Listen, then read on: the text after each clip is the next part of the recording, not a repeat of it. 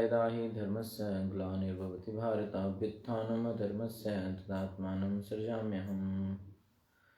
Translation and purport by His Divine Grace A.C. Bhaktivedanta Swami Srila Prabhupada. Srila Prabhupada ki jai.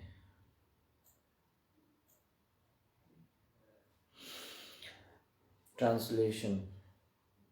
Whenever and wherever there is a decline in religious practice, O descendant of Bharat, and a predominant rise of irreligion, at the time I descend myself. Purport. The word Sarjami is significant herein. Sarjami cannot be used in the sense of creation, because according to the previous verse, there is no creation of the Lord's form or body, since all of the forms are eternally existent. Very nice. So what Prabhupada is saying here, that here the word Srijami is coming, so one should not misunderstand it by understanding that Srijami means creation, that Lord has appeared now only. Okay. So Lord's, like previous shlokas are clearly explaining that Lord's body and Lord himself, Krishna and his body, there is no difference, and he always exists, eternally existing, nityam. Okay. So therefore Srajami means that the Lord manifests himself as he is. Although the Lord appears on schedule, namely at the end of the Dwapar Yuga of the 28th millennium of the 7th Manu in one day of Brahma. Okay, so in each day of Brahma there are 14th Manu. So in the time millennium of the 7th Manu, in the time period of 7th Manu in 28th millennium. Okay, so 28th cycle in Dwapar Yuga, at the end of Dwapar Yuga, Krishna appears. Okay, because he is completely free to act in so he has no obligation. Krishna has no obligation to adhere to such rules and regulation, because he is completely free to act in many ways at his will. Okay, he therefore appears by his own will whenever there is a predominance of irreligiosity and a disappearance of true religion. Okay, so Krishna is not forced to appear by anyone. Okay, so whenever he wants, he can appear. He is not obliged, okay, to such rules or regulations. Why? Because he is the Supreme Lord. Okay, so when he appears by his own will. If he wants, he will appear. Okay, so Krishna completely independent. So as per his own will, he appears. Okay.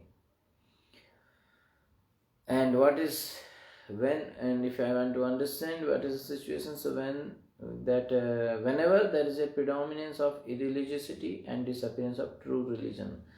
Okay, dharmasya glanir. Okay, yada yada hi dharmasya glanir bhavati. Whenever dharmasya glani happens, and abhyuttanam adharmasya, when adharma takes place, irreligiosity becomes predominant. That time, sambhavami yuge yuge, so it will come. Okay, so I will appear. Yada yada hi dharmasya glanir bhavati bharata abhyuttanam adharmasya tadatmanam sajamyam. So I appear in that time. Principles of religion are laid down in the Vedas, and any discrepancy in the matter of properly executing the rules of the Vedas makes one irreligious. So anything if we perform other than our whatever is mentioned in the scripture, that is called irreligion, and that is not allowed.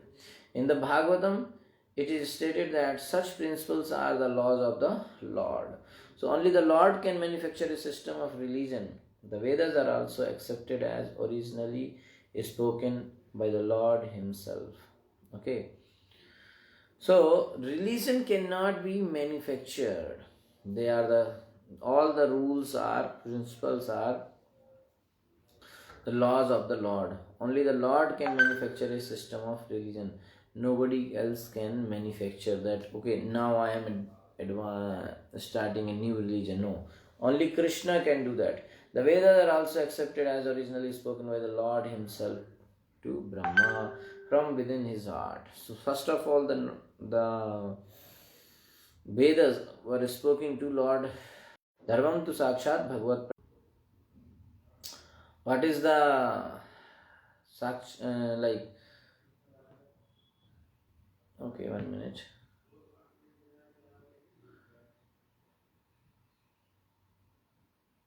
Okay. So, Dharma's definition is Dharmam tu Sakshat Bhagavad Pranitam. Whatever Krishna says, that one should perform. That is the real Dharma. So, Krishna says one to fight, so he will fight. Okay. And what Krishna said to common people, that you surrender unto me.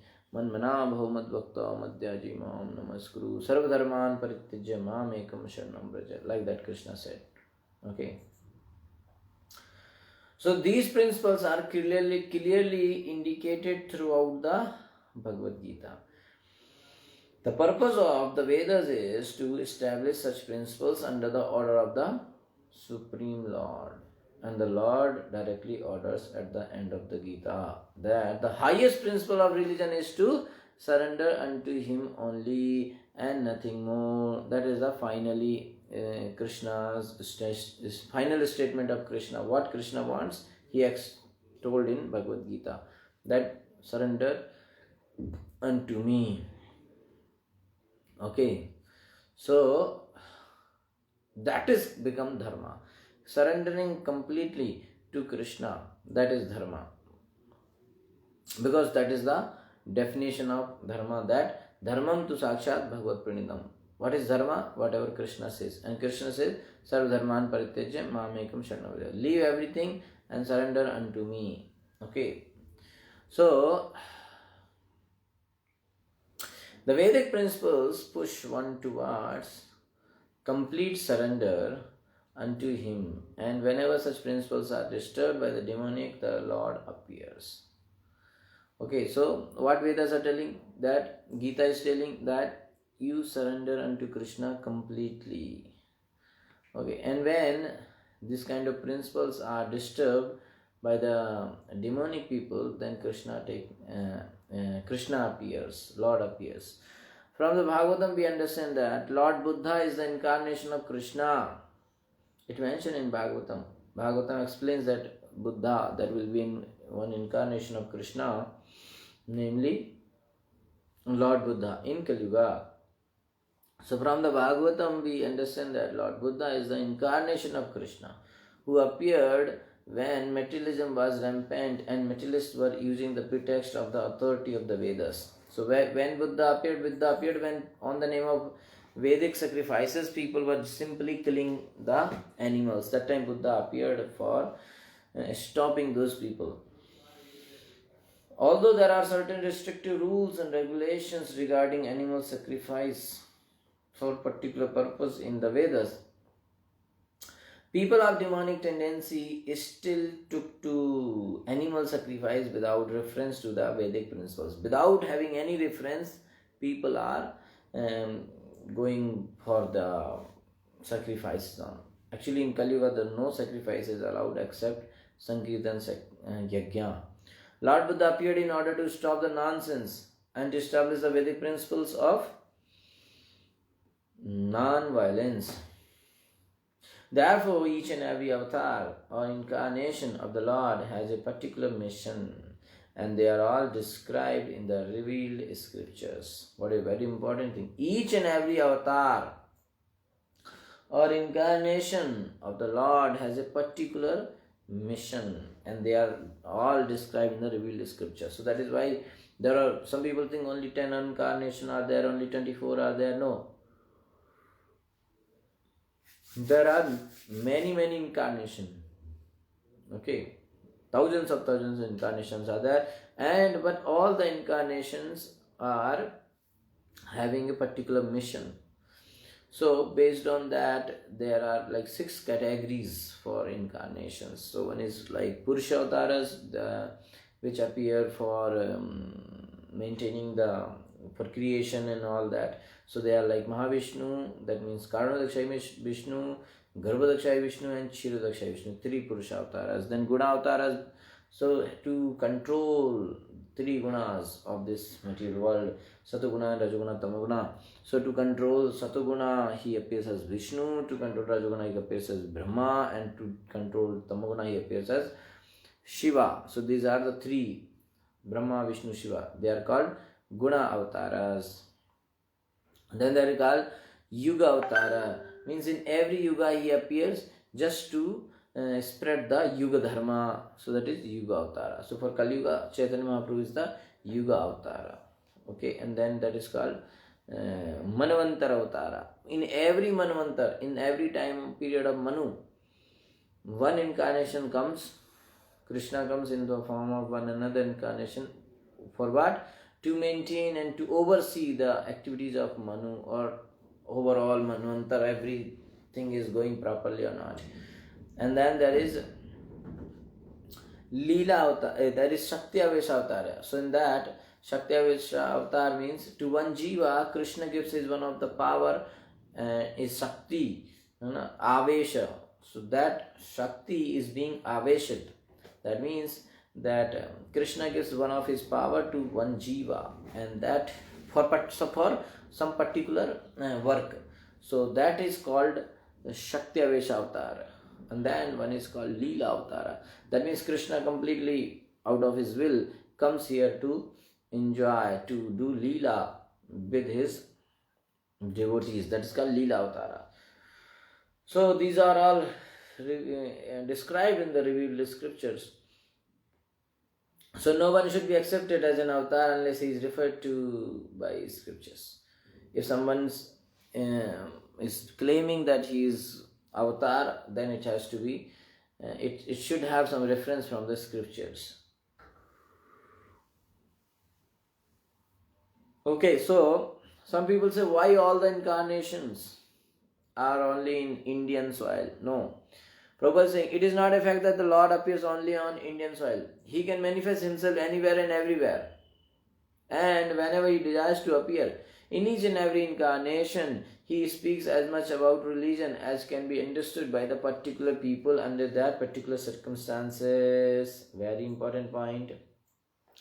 Krishna appears for everyone. Krishna appears in different situations, different places. Anywhere and everywhere he can appear. But whenever he did, anywhere and everywhere, wherever he desires, he can appear. But in each and every appearance, in each and every incarnation, he speaks as much about religion as can be understood by that particular people under that particular circumstances. Not for all. So sometime Krishna may come in one community and give them some knowledge, like Buddha came. In that situation, for some purpose he came. Okay, that does not mean that was the final thing. No, only for that particular time and situation, Krishna came and gave that knowledge, what Buddha, in the form of Buddha, and he propagated something.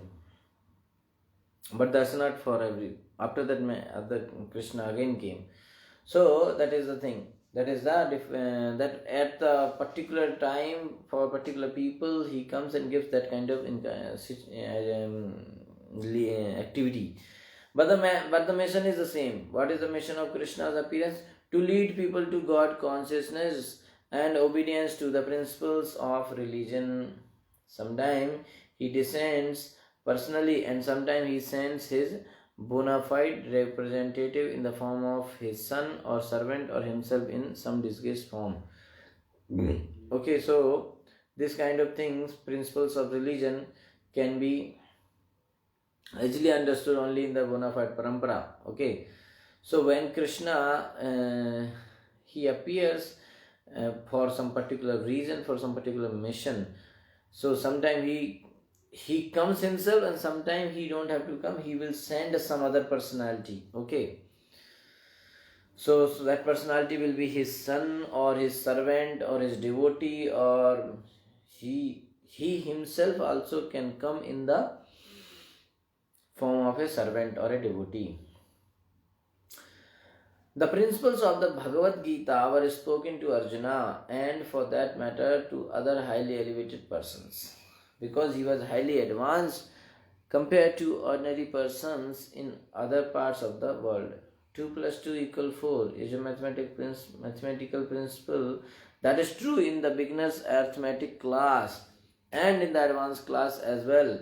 Still there are higher and lower mathematics. Okay, in all incarnations of the Lord, therefore the same principles are taught, but they appear to be higher and lower in varied circumstances. Okay, so Prabhupada is telling that in all the situation, like some situation Lord Buddha came, or some situation some other time Krishna came, like different form. So he's saying that in all incarnation of the Lord, therefore same principle are taught. Okay, that surrender to Krishna, but incarnation appears like higher and lower in different circumstances. So Prabhupada is saying that same principle is that 2 plus 2 is 4. Okay, so that is taught that is true in the elementary classes, that is true in the higher classes also. But in higher classes, they teach some extra subjects also. Okay, extra level of maths also. Okay, so there are Prabhupada saying there is lower level math and there is higher level mathematics also existing. In all incarnations of the Lord, therefore the same principles are taught, but they appear to be higher and lower in varied circumstances.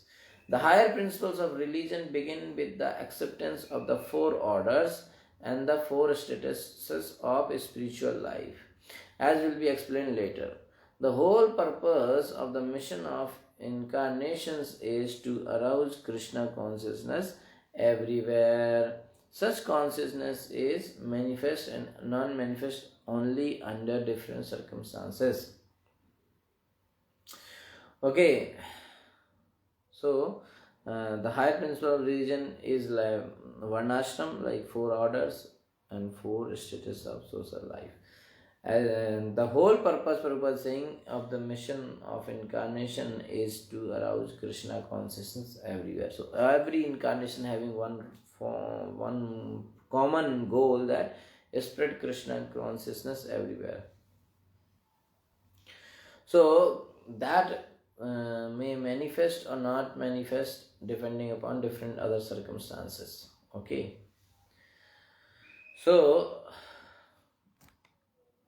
Prabhupada is writing in one of the book about related to this, some text related to this verse, that the world is so convinced that even if we make a very good arrangement, it will gradually deteriorate. Similarly, when the body is young, people care for it, always lavishing affection upon it and kissing it. But when it grows old, no one cares for it. Now when body is young, everybody is taking care. But when the body will become old, nobody will take care. This is the nature of the material world. Even if a very good adjustment is made, it will in course of time be vanquished. All the adjustment, all the arrangement we can make, but when one time will come when everything will be vanquished. Okay, so another place Prabhupada in lecture explaining about the word glani. What is glani? Glani is when we forget Krishna. Prabhupada saying glani means dharmasya glanir bhavati. Okay, yada yada hi dharmasya glanir bhavati bharataha.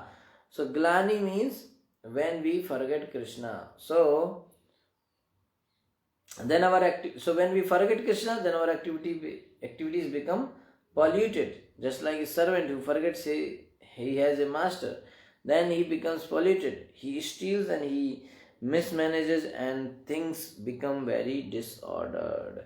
If he has the sense, he realizes he has a master and that everything belongs to the master, and if he acts accordingly, then his situation will improve. Okay. So Prabhupada is saying this is called glani, not remembering Krishna, forgetting Krishna. Okay. So Udaharan is given like of a servant who forgets his master. Okay. Okay, so there is some question asked to Prabhupada that what do you try and teach, sir? Prabhupada is saying that I am trying to teach what you have forgotten. What is that? What is that? That Prabhupada is saying that what you have forgotten, that there is a God. Some of you say there is no God. Some of you say God is dead, or some of you say God is impersonal or void. This is nonsense.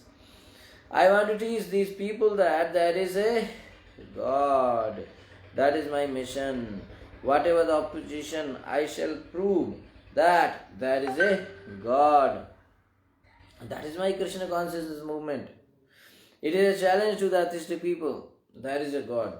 As we are sitting here face to face, you can see face to face.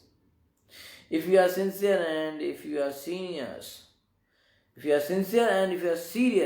that is possible. Unfortunately, we are trying to forget God. Therefore, we are embracing so many miseries of life.